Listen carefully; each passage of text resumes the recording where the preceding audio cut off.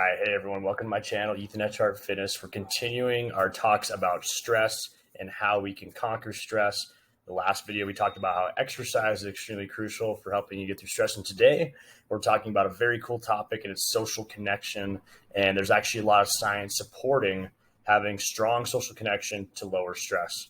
Okay, so just to remind ourselves what we've been talking about through these videos is a lot of times we're living in survival mode. We're activating so much stress in our body because we're either feeling depressed, because we're worrying about something, or we're sad about something that happened in the past, or we have anxiety. We're worrying or we're sad about something that could happen in the future that we cannot change or control. And this is living in survival mode. This is scarcity mindset.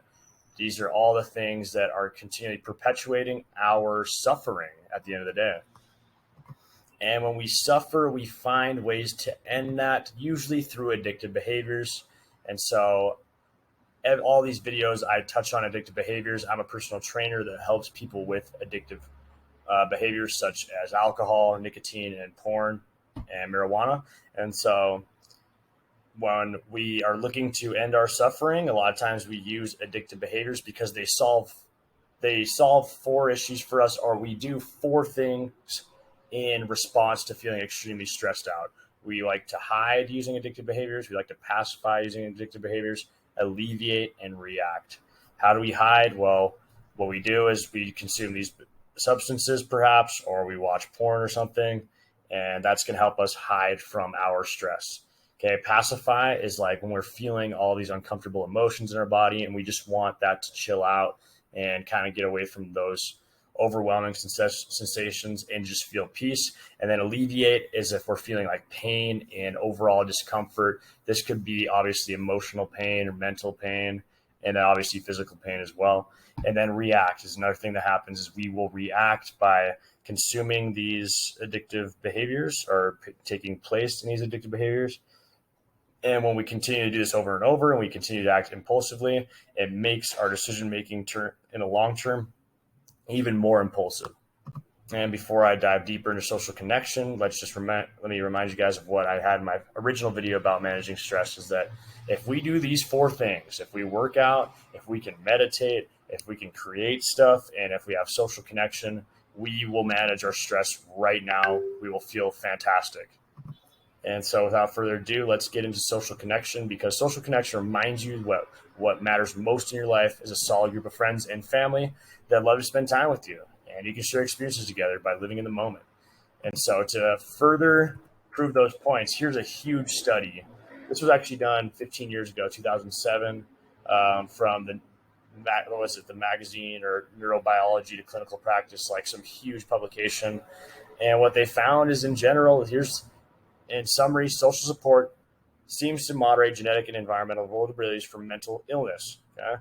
Possibly by effects through other psychosocial factors such as fostering effective coping strategies and through effects on multiple neurobiological factors.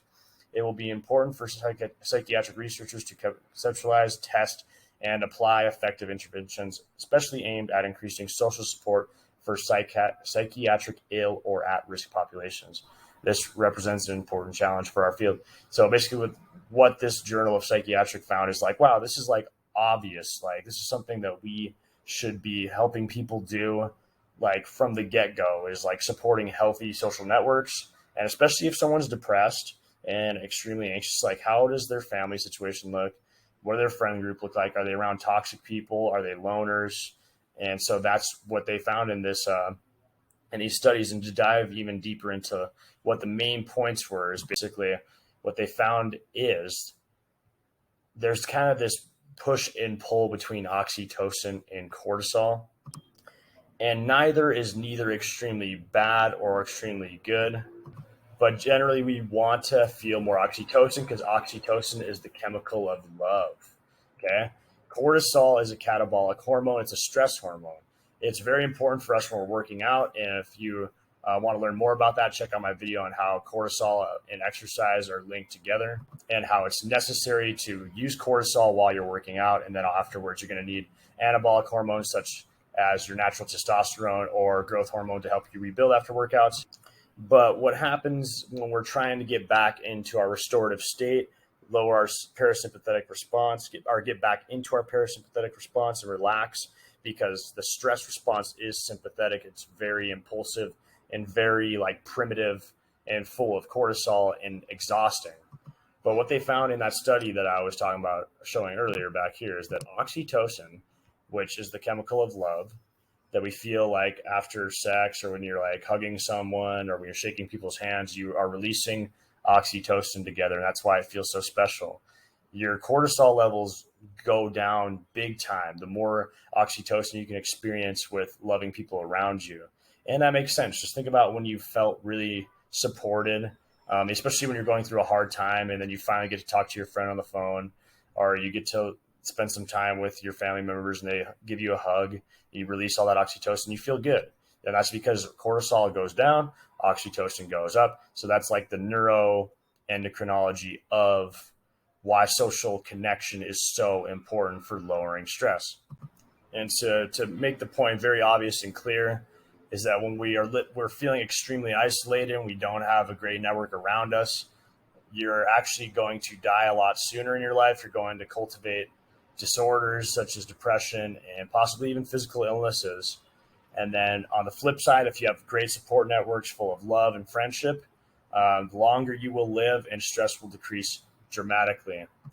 And they've actually done studies. They, as like in the scientific field, they've looked at certain communities across the world, even where people are drinking like a lot of wine, maybe they're smoking cigarettes, and maybe they're not extremely active, but they have a good community that walks together, or they're not sitting on their couch all day.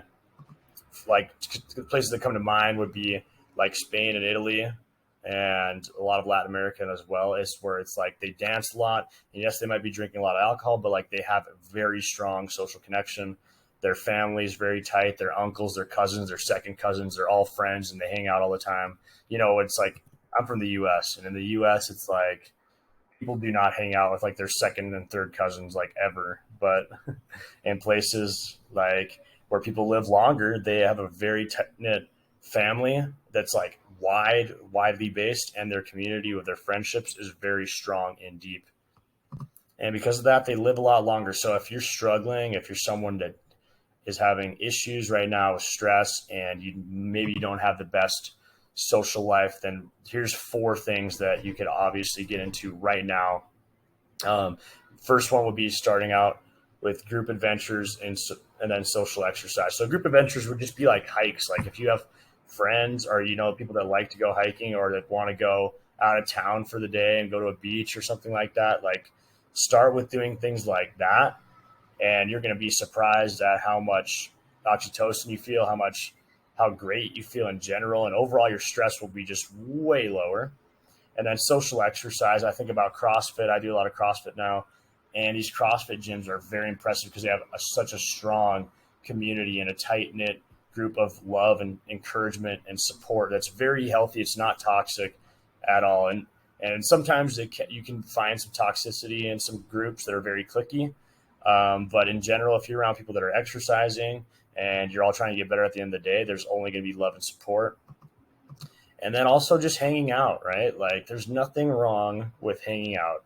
Yes, we want to be productive. Yes, we want to experience more peace together in the world, but sometimes we got to hang out and just have a good time with our friends and chill and watch a movie or something like that. Like we don't always need to be productive. Obviously, being productive is extremely important too. So you don't want to be completely dragged down by your friends, but you want to be able to sit there and enjoy life at the same time. It doesn't always have to be running 100,000 miles per hour trying to reach your goals by tomorrow.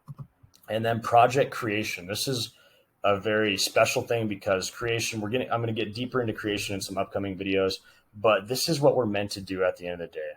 We love creating things. That's what like innovation is. That's what having kids is. That's what like you showing up tomorrow and getting out of bed. That's you wanting to be a creator. And so if you can join a team of awesome people that are creating projects, and a lot of people do that with their careers, and they are a part of big boards and projects that are working on doing very impressive things and bringing a lot of peace to the world. So I think that is extremely special as well. So if your career does not have any social aspects that support you creating projects with people, then maybe you look in doing that in your leisure time. And then if you're people that do that in your career, it's like, why not even just lean even deeper into it? Like, become friends with the people on your team at work. And of course, yeah, we got to keep things professional and we're workers and whatever, but that's like, it's so shallow to so many levels. And it's probably a better idea just to become deeper friends with the people you're working with. Like, don't like overcomplicate it by any means, but just like share love and share a good time. Let that oxytocin flow, and your projects are going to be beautiful, and you're going to have even better results. Okay, so those are the 4 things you can look at doing right now to increase your social connection level, lower stress right now. Get into adventuring with groups of friends or people that you don't even know. You can find them on the internet. There's always groups of people doing stuff.